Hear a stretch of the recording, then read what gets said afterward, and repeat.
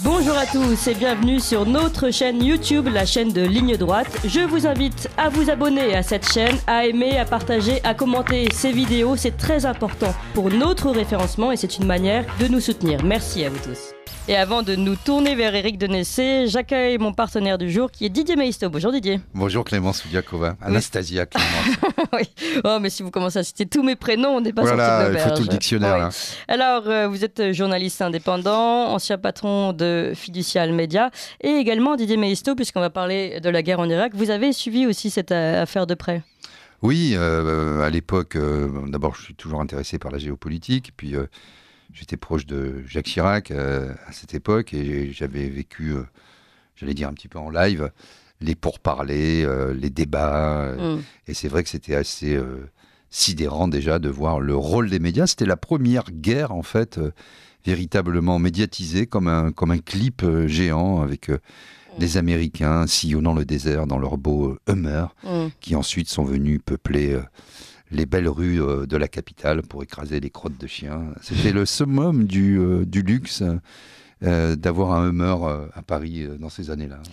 Ça a changé. Didier Maisto, vous nous faites toute notre transition sur cette première guerre médiatique. Mais une petite chose, vous avez mis votre col roulé comme Emmanuel Macron. Hein. Maintenant, ça y est, oui, col roulé. Vous suivez le code vestimentaire envoyé par la Macronie. Voilà, mais moi je le supporte mieux que lui, vous avez vu, parce que lui il était tout rouge hier quand il a fait son allocution. Je pense que c'est Rugy qui va être content. On a retrouvé son homard. Voilà, allez, on se tourne et on va parler de choses sérieuses ensemble avec Eric Denessé.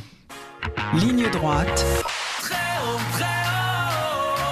il y a une place pour nos idées. Vue de haut. Je rappelle pour nos auditeurs qui nous rejoignent qu'Eric Denessé est spécialiste du renseignement, directeur du Centre français de recherche sur le renseignement, le CF2R, et qu'il a suivi également de très près la guerre en Irak. Et on parlait de cette guerre médiatique, Didier Maisto parlait de cette première guerre médiatique avec ces images très fortes, une autre image très très forte de la guerre en Irak avec laquelle je souhaiterais commencer et introduire ce sujet, c'est cette fiole à la main de l'anthrax à l'intérieur. Cette image devenue historique, le 5 février 2003, devant le Conseil de sécurité des Nations Unies, le secrétaire d'État américain Colin Powell, il voulait démontrer la nécessité d'intervenir en Irak. Il assurait qu'il n'y avait aucun doute que Saddam Hussein avait des armes biologiques et la capacité d'en produire rapidement davantage. Et il a la capacité de répandre ses poisons et maladies mortelles de façon à provoquer des morts et destructions massives.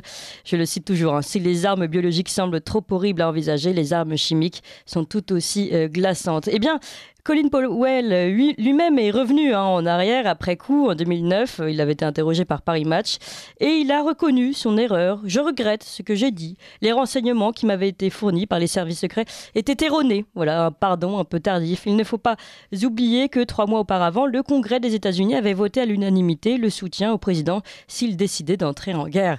Voilà, les choses paraissent tellement claires après coup et pourtant on semble les oublier. Et il continue dans son discours. Il n'existe pas de guerre de nécessité. Toutes les guerres sont des guerres de choix. Et nous avons fait 2 choix. D'abord, celui de frapper ceux qui nous avaient attaqués en Afghanistan. Et ensuite, celui de prévenir, dit-il, une possible utilisation par l'Irak d'armes de destruction massive. Certains de mes collègues à l'ONU jugeaient que cela ne justifiait pas de s'engager dans ce conflit. Ma présentation très médiatique devant l'ONU pour légitimer l'usage de la force restera cependant, dit-il lui-même, comme une tâche sur ma réputation et peut-être sur la réputation des Américains. Mais ça semble avoir été oublié et c'est tout le sujet qu'on aborde avec vous, Eric Denessé, vous qui avez suivi ce sujet de près, notamment cette grande scène de la fiole à la main. Oui, alors je crois que les déclarations de Powell a posteriori ne sont pas tout à fait exactes puisque on sait aujourd'hui qu'il avait totalement menti. Il savait que les renseignements qui lui étaient donnés étaient faux, donc il a fait le job, je crois qu'il faut le dire, par loyauté vis-à-vis du reste de l'administration et de la présidence américaine, mais il savait évidemment qu'il était en train de mentir à l'occasion de cette présentation. Il y avait non seulement la fiole, et puis souvenez-vous, il y avait le soi-disant camion transportant des armes chimiques qui en fait, on l'a appris après, n'était qu'un camion qui transportait des ballons sondes qui envoyaient des sondes météo. Donc, ça a été une falsification totale de l'histoire. Et bien sûr, Powell a essayé de se rattraper après, mais il était parfaitement conscient de mentir le jour où il est intervenu devant l'Assemblée générale des Nations unies. Est-ce que ces falsifications étaient potentiellement reconnaissables par la France, notamment par les témoins de ce qui se passait? Oui, pourquoi? Parce que dans les mois qui ont précédé ce conflit, il y a eu toute une réflexion sur le fait que l'Irak dispose ou non d'armes chimiques ou bactériologiques ou nucléaires. Et sur le plan des armes nucléaires, il était clair dès cette époque-là, y compris pour les Français et les Israéliens, que Saddam Hussein avait détruit l'essentiel de son armement nucléaire. Donc les Américains ont fait preuve ils ont fait une double erreur, en fait. Ils ont fait preuve d'un choix politique délibéré. Ils voulaient envahir l'Irak et ils ont orienté toutes les informations en ce sens. Et puis, il y a eu aussi ce qu'on appelle une petite erreur d'analyse du côté de la CIA. C'est qu'on a considéré à tort que l'absence de preuve n'était pas la preuve d'absence. Donc, même si les inspecteurs ne trouvaient pas de traces d'armes nucléaires en Irak, la CIA considérait qu'elles pouvaient être cachées encore ailleurs. Parce qu'il faut rappeler qu'en 1991, à la fin de la première guerre du Golfe, les Américains ont réalisé après coup qu'ils n'avaient qu'une vision très partielle des armements de Saddam Hussein et ils sont restés sur cette hypothèse également en 2003, ce qui a été une autre lourde erreur. Oui, et puis il y avait aussi des vues stratégiques derrière, notamment pour le pétrole. Ça paraît...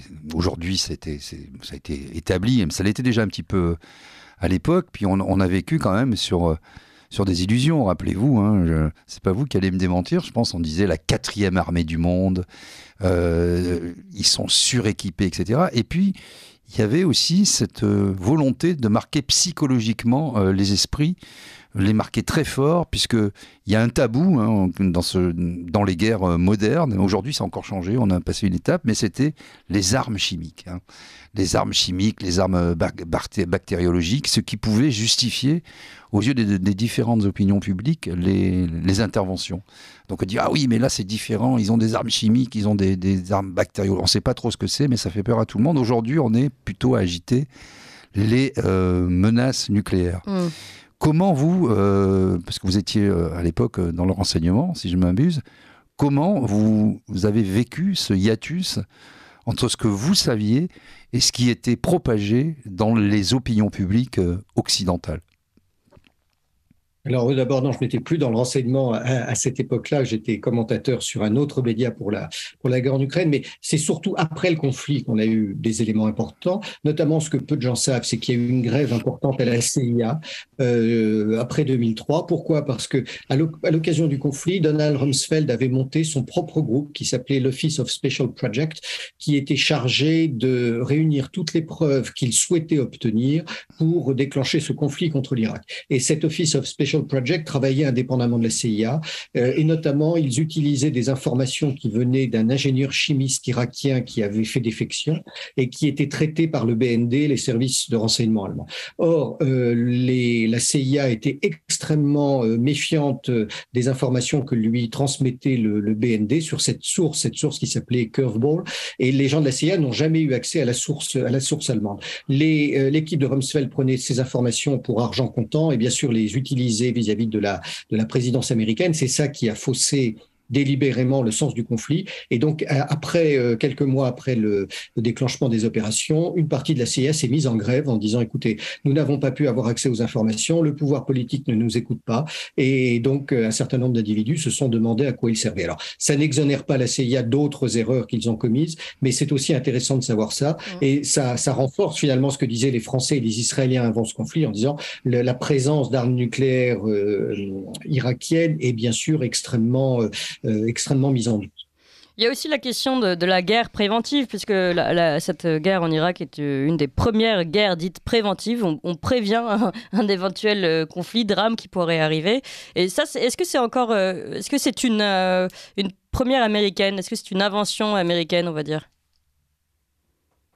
Oui, mais alors encore une fois, les Américains ont toujours pratiqué ce genre de choses. Il y a effectivement une progression qui fait que chaque fois c'est un peu plus marqué.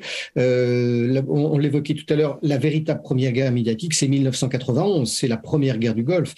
Souvenez-vous la manière dont en quasiment quelques semaines, l'ensemble des médias du monde entier ont commencé à sortir des articles stigmatisant Saddam Hussein, ce qui bien sûr était fondé. C'était un dictateur, un tortionnaire qui avait tous les torts, mais du jour au lendemain, alors qu'il était notamment l'allié de la France et à qui nous vendions des armes, que nous avions soutenues dans la guerre contre l'Iran, il y a eu un tableau extrêmement noir qui s'est manifesté dans les quelques mois précédant le conflit. Et là aussi, ça a été la préparation médiatique. Donc, effectivement, 2003 était quand même la suite de 1991.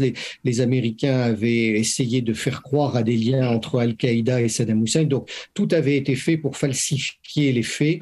Et là aussi, c'est annonciateur de la situation que nous vivons en ce moment en Ukraine depuis le début de l'année. Oui, justement, parce qu'en fait, on a l'impression que cette guerre n'a pas servi de leçon, ni aux États-Unis, ni, j'allais dire, à leur vassal tout désigné, l'Union européenne. Alors déjà, il y a eu par exemple, effectivement, ce qui est compliqué, c'est que on n'est pas là pour défendre des tortionnaires, des sanguinaires, des régimes autoritaires, mais on voit que régionalement, ce sont des pôles de stabilité. Ça, c'est très compliqué à faire comprendre aux opinions publiques, parce qu'on va essayer d'exporter nos modèles démocratiques qui ne fonctionnent pas du tout là-bas. C'est pas comme ça que ça fonctionne, en tout cas, dans cette partie du monde. Et est-ce qu'on ne laisse pas... On n'a pas pris, je disais, les leçons. Est-ce qu'on ne laisse pas une situation pire ? Regardez ce qui s'est passé avec la Libye, l'Afghanistan, la Libye.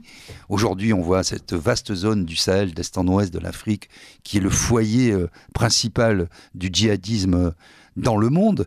Est-ce que finalement, derrière, il n'y a pas de solution politique et que ces guerres ne sont pas simplement le fait d'habiller une influence dans le monde et puis le fait de mettre la main sur les ressources pétrolifères, le gaz. Est-ce que finalement, on n'habille pas ces guerres qui sont avant tout des guerres économiques ? Oui, je suis d'accord avec vous. Il faut relire à ce titre l'excellent livre du général gallois qui s'appelle Le sang du pétrole. Maintenant, est-ce qu'on en tirait les leçons ? J'ai envie de dire oui et non, mais ça va dans votre sens. Oui, parce que les Américains ont compris à chaque fois que personne ne se mettrait en travers de leur route. À chaque fois, ils ont rajouté un peu plus d'arguments, de méthodes pour parvenir à leur fin, en sachant que, bien sûr, l'Union européenne protesterait très mollement, voire pas du tout. Et bien sûr, nous, côté européen, comme en tout cas une grande partie du reste du monde, nous n'avons pas tiré les leçons parce que personne n'a été capable de dénoncer cette politique américaine et de se mettre, bien sûr, en travers de cette stratégie qui nous pousse tous d'une certaine façon vers un monde de plus en plus instable. Et je dirais, nous, Français particulièrement, il faut se souvenir qu'on critique à juste titre Nicolas Sarkozy pour avoir ramené la France dans l'organisation intégrée du traité de l'Atlantique Nord, mais il faut rappeler que le virage a eu lieu bien avant lui. C'est Jacques Chirac, alors qu'il était encore président de la République, qui malheureusement, 6 mois après avoir tenu tête et avec François de Villepin, Dominique de Villepin. Dominique de Villepin. Dominique de Villepin à l'Assemblée générale des Nations Unies, Jacques Chirac s'est dit nous sommes allés trop loin vis-à-vis des Américains. Il a eu peur des sanctions et dans l'ombre, parce que ça a été peu connu à l'époque, il a fait un virage à 180 degrés. Il s'est mis à redonner tous les gages que souhaitait George W. Bush et finalement c'est son attitude qui a ouvert la porte à la décision de Nicolas Sarkozy de retourner dans l'OTAN. Donc nous sommes déjà à l'époque couchés devant les Américains à un titre tout à fait déplacé. C'était une évaluation malheureusement fausse de la situation par Jacques Chirac à l'époque, et nous en payons le prix aujourd'hui puisque les choses vont de mal en pis. Et comment vous expliquez, Éric de Nessé, cette forme de perte de mémoire collective concernant les différents déclenchements de guerre américains sur des scènes extérieures, concernant à chaque fois les résultats obtenus, concernant même le nucléaire? On a toujours l'impression que c'est Vladimir Poutine qui va déclencher le premier cette guerre nucléaire, mais on rappelle que les seuls qui ont déjà envoyé une bombe nucléaire sont les Américains. Comment vous expliquez cet oubli collectif ? Alors, pour moi, il y a deux raisons. D'abord, il y a l'héritage de la guerre froide, c'est-à-dire que le camp occidental représente le bien. Nous avons lutté pendant 70 ans contre l'exportation de la révolution prolétarienne, partout dans le monde contre l'extension du communisme. Donc, tout ce que nous faisions était bien et tous ceux contre qui nous luttions étaient effectivement l'empire du mal. Les Américains restent sur cette lignée-là depuis la fin de la guerre froide, même si bien sûr on a conscience que ce n'est pas tout à fait la même chose, mais globalement, ça reste très présent dans les esprits, dans les opinions. Et c'est bien évidemment de plus en plus rejeté par le reste du monde. La deuxième explication, c'est aujourd'hui le matraquage médiatique. Et si on met bout à bout le matraquage médiatique, voire la propagande, avec les déficiences que nous avons en matière d'éducation, de connaissances historiques, eh bien ça efface la mémoire à long terme et on ne se souvient que ce que nous avons à court terme. Or, si on rappelle l'histoire des États-Unis, y compris pendant la guerre froide, y compris depuis la fin de la Seconde Guerre mondiale, d'ailleurs sur un certain nombre de bombardements indiscriminés qui ont eu lieu aussi bien en France, notamment en Normandie, qu'en Allemagne, on s'aperçoit que ce qui a été considéré probablement à juste titre pendant longtemps comme la première démocratie du monde n'a cessé que de faire qu'une seule chose, c'est faire prévaloir ses intérêts à n'importe quel prix. Et il faut rappeler encore une fois qu'on estime que le conflit irakien a fait entre 200 000 et 1 million de morts, dont 100 000 pendant le conflit, tout le reste ce sont des victimes de la guerre civile et de l'occupation américaine en Irak. Et je ne compte pas dans ces chiffres qui sont des chiffres officiels, les 500 000 morts, notamment des enfants, qui sont liés à l'embargo qui a été imposé à ce pays. Alors encore une fois, Saddam Hussein était une pourriture, mais comme vous le disiez, la vraie question quand on voyage dans ces pays, c'est qu'est-ce qui doit l'emporter, nos valeurs occidentales ou la stabilité? Et on l'a vu à l'occasion des révolutions arabes, beaucoup des populations locales finissaient par soutenir des régimes qu'on considère, nous, comme autocratiques et dictatoriaux, parce qu'au moins ils avaient une forme de paix et que l'arrivée des djihadistes de tout poil, finalement, rendait la situation bien pire que celle qu'ils connaissaient. Et c'est également la question qui se pose en Syrie. Oui, parce qu'en fait, les États-Unis, mais aussi d'une certaine manière la France, aujourd'hui, finalement, la France est un peu le gendarme de l'Afrique, pendant que tout le monde fait son petit business ou son gros business, hein, y compris d'ailleurs la Russie, les États-Unis, la Chine, mais même le Portugal et l'Espagne. Et nous, on veille sur la paix, etc. On est de plus en plus haïs, vomis et détestés, donc on voit bien que ça ne marche pas. Mais est-ce que vous n'y voyez pas aussi, finalement, le rôle prégnant du soft power, parce qu'on a été biberonné, nourri par toutes les séries américaines, le héros qui va sauver le monde avec les hélicoptères à la fin et le couple qui se refonde devant des enfants en larmes. Je dirais premier point. Deuxième point aussi, peut-être cette culture de l'Internet et du Google, parce que le savoir ne se sédimente plus. Chacun va googliser voilà, les pseudo-informations. Et on a le simple fait, moi j'ai vu ça sur les réseaux cette semaine, d'expliquer que il y a eu 23 millions de morts russes. Alors les gens disent non, c'est pas des Russes, c'est des Soviétiques. Bon d'accord, des Soviétiques. Dans l'imaginaire collectif français, c'est le brave soldat ricain, comme le chantait Renaud, qui est venu se faire tuer loin de chez lui. Vous parlez de la Seconde Guerre mondiale. De la Seconde Guerre mondiale. Et aujourd'hui, on est encore dans cette dichotomie, et c'est très difficile, je ne sais pas comment vous le percevez, de simplement rétablir la réalité historique. C'est pas la peine de remonter au fil des siècles, mais des 50 dernières années, c'est pratiquement impossible. Alors que impossible. les faits sont là, c'est ça qui est incroyable. Les faits sont là. Et on revient sur l'histoire de Colin Powell, les faits sont là, et pourtant, on n'arrive pas à ouvrir les yeux aux personnes qui nous entourent.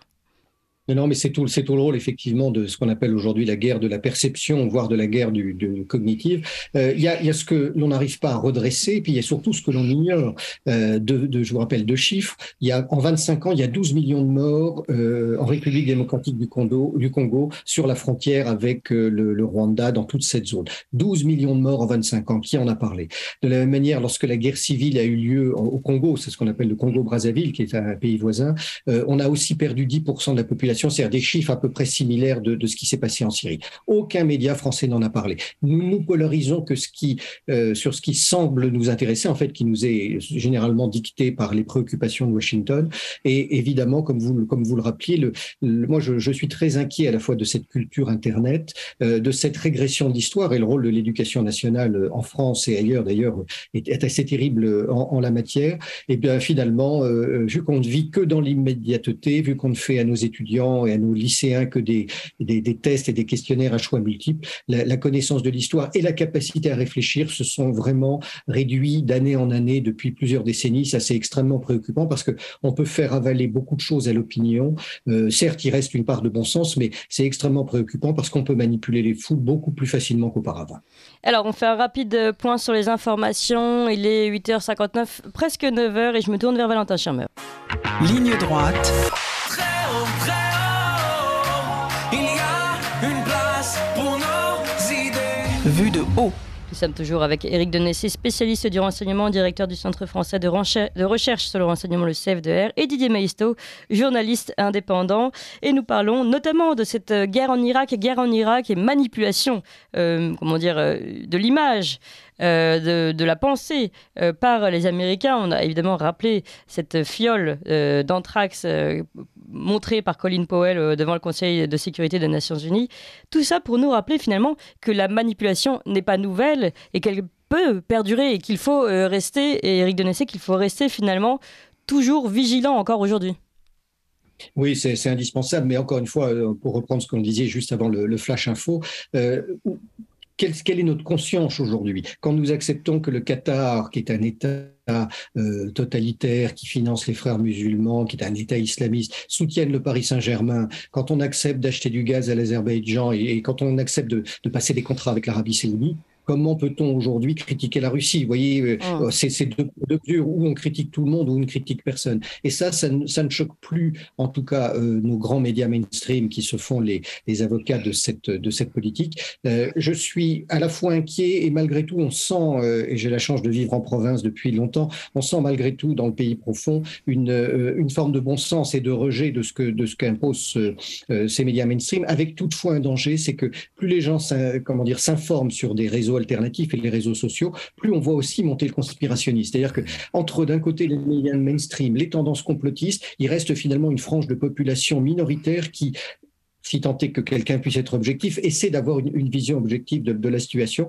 Et ça, pour la démocratie, c'est absolument un piège, parce que si on n'est pas informé, si on n'est pas capable d'exercer un esprit critique, notre droit de vote s'exerce de manière totalement erronée. Pardon, juste une question avant que vous preniez la parole. Oui, et puis pour qu'il y ait corruption, il faut des corrupteurs, mais il faut des corrompus.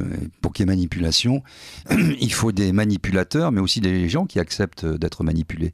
Et ça passe effectivement, vous l'avez dit, je pense, par les médias essentiellement, qui ne font plus leur rôle d'analyse, de critique, de recul sur les événements. Si on parle de la guerre du Golfe, moi je me souviens très bien de tous ces journalistes qui allaient avec leur ticket, je dirais, dans les Hummers pour filmer. Donc il n'y avait plus du tout un point de vue, je dis même pas objectif, un point de vue simplement de journaliste, pour essayer de décrire le plus justement possible les faits.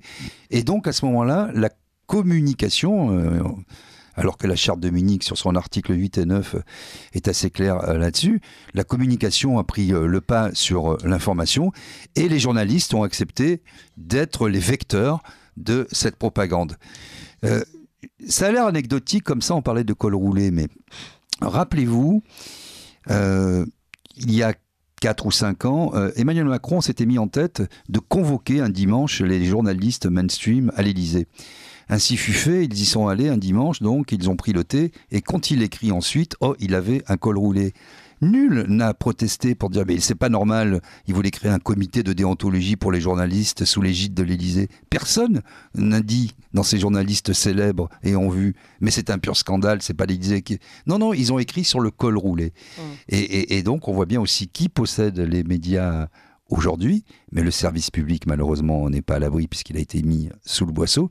Donc même si on y perd de l'argent, sont devenus des instruments incroyables de propagande, avec des oppositions, il faut le dire, en plus, en France en tout cas, très faibles, à niveau politique et culturel très faible, qui ne cesse de s'abaisser. Et donc, on est dans l'immédiateté, vous l'avez dit. Est-ce que c'est pas ça, finalement? Parce que les États ont toujours voulu faire de la propagande. Ils en ont toujours fait, c'est vieux comme le monde. Mais il y avait toujours quand même, en face, Mais pardon, mais visiblement en 2003, elle fonctionnait déjà, cette propagande. Elle très bien. fonctionnait bien avant. Donc depuis quand, en fait, il y a eu une forme de déchéance, un manque d'esprit d'analyse? Moi, je pense que le 1991, la première guerre, la guerre du Golfe, a fait basculer dans l'ère contemporaine, et les médias, sous couvert d'objectivité et de neutralité, vous savez, c'est un peu ce grand journal du soir, Le Monde, qui est toujours neutre et toujours informatif, avec des titres qui se veulent plats comme des limandes, mais en fait qui révèlent une vision du monde. Et donc avec aussi le fait qu'on perde la bataille culturelle et que Wikipédia et Google soient les instruments de la culture. Il n'y a plus cet appareil critique qui nous permettait en tout cas d'avoir ce recul critique, cet esprit aiguisé pour faire la part des choses entre le bon grain et l'ivraie. Est-ce que c'est pas ça aussi qui a changé au début des années 90, et nous sommes en plein dedans aujourd'hui toujours? Oui, alors là, on s'éloigne de la guerre en Irak, mais effectivement, les conséquences de la révolution de l'information et donc de l'apparition d'Internet, des réseaux sociaux, a eu un impact à la fois au début très positif, et il y a toujours des aspects positifs, mais on mesure chaque jour davantage les aspects négatifs. Il y a un très bon livre sur le sujet qui s'appelle La fabrique du crétin digital, dont j'oublie le nom de l'auteur, mais...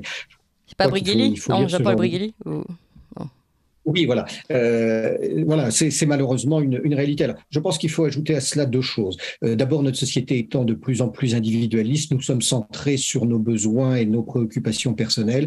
Et l'autre aspect, c'est que, bien évidemment, l'ensemble des sphères médiatiques mainstream encouragent ce genre d'attitude, parce que dès lors que les individus sont centrés sur eux-mêmes, ils ne s'intéressent plus à la politique gouvernementale et aux grandes affaires de ce monde. Et finalement, on peut raconter un peu tout et n'importe quoi. Je ne dis pas qu'il n'y a que de la désinformation. Bien sûr, dans les médias, une grande partie de l'information est, Dieu merci, juste, mais on peut faire passer, en les enrobant, toute une série d'informations pour soutenir une politique gouvernementale.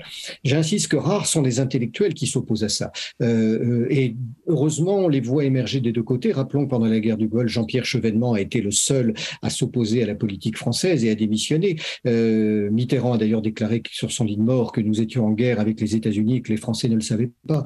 Et ces derniers jours, je crois qu'il faut aussi lire ce que publie Emmanuel Todd sur le fait que la France est en train, et l'Europe est en train de bafouer ses propres valeurs, et que nous sommes nous-mêmes très mal vus dans le reste du monde. Il y a malgré tout, je dirais, un îlot d'intellectuels de droite et de gauche qui s'opposent à cette dérive, mais la question c'est, sont-ils aujourd'hui entendus et écoutés?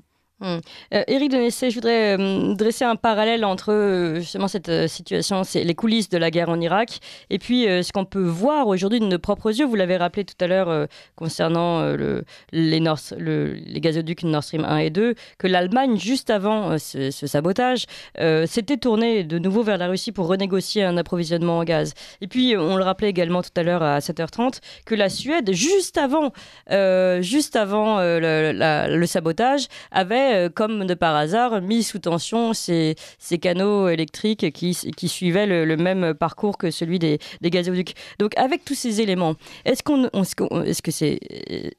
comment on peut rester aveugle? Comment est-on resté aveugle en 2003? Comment le sommes-nous aujourd'hui? Bon, je repose finalement un peu la même question, mais quand on voit, on a des éléments finalement, en fait, et parfois ils passent ils passent même dans les informations, même dans les médias que l'on critique.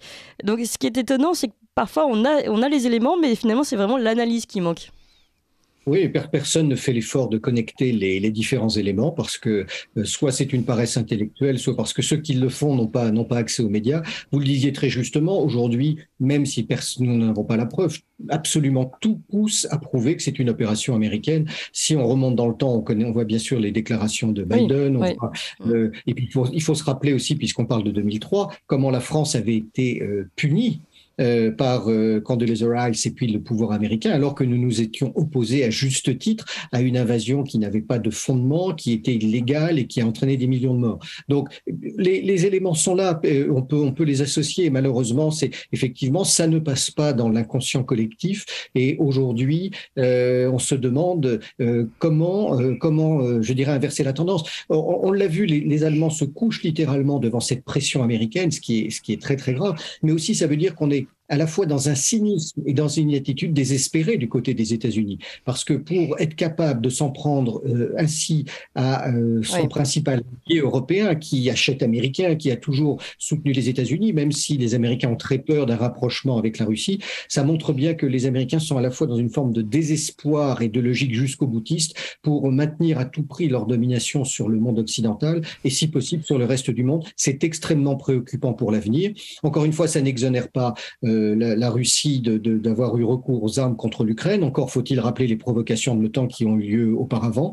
Il ne s'agit pas d'être pro-russe ou pro-américain, il s'agit d'avoir une vision objective et d'être indépendant. Et or, aujourd'hui, très peu de gens ont cette démarche. Et puis, si possible, de défendre les intérêts français, tout simplement. Merci beaucoup, en tout cas, Éric Denessé, spécialiste du renseignement, directeur du Centre français de recherche sur le renseignement, le CF2R. Merci à vous, Didier Maisto. Si vous me donnez une seconde, allez-y. Un conseil de lecture par rapport à tout ce qu'on a dit, c'est un livre qui m'est revenu à l'idée, là. Ça s'appelle L'ère du vide de Gilles Lipovetsky, qui a été écrit dans les années 80, et c'est sur l'individualisme contemporain, c'est d'une criante actualité. Eh bien, merci beaucoup Didier Maisto. Ça, et puis le sang du pétrole dont tu as parlé tout à l'heure, Éric Denessé, du général gallois. Voilà, vous repartez avec un petit peu de lecture. Merci beaucoup à vous deux. Vous appréciez cette émission? Alors aidez Radio Courtoisie à en produire d'autres, en indépendance totale. Rendez-vous sur soutenir.radiocourtoisie.fr. Merci d'avance.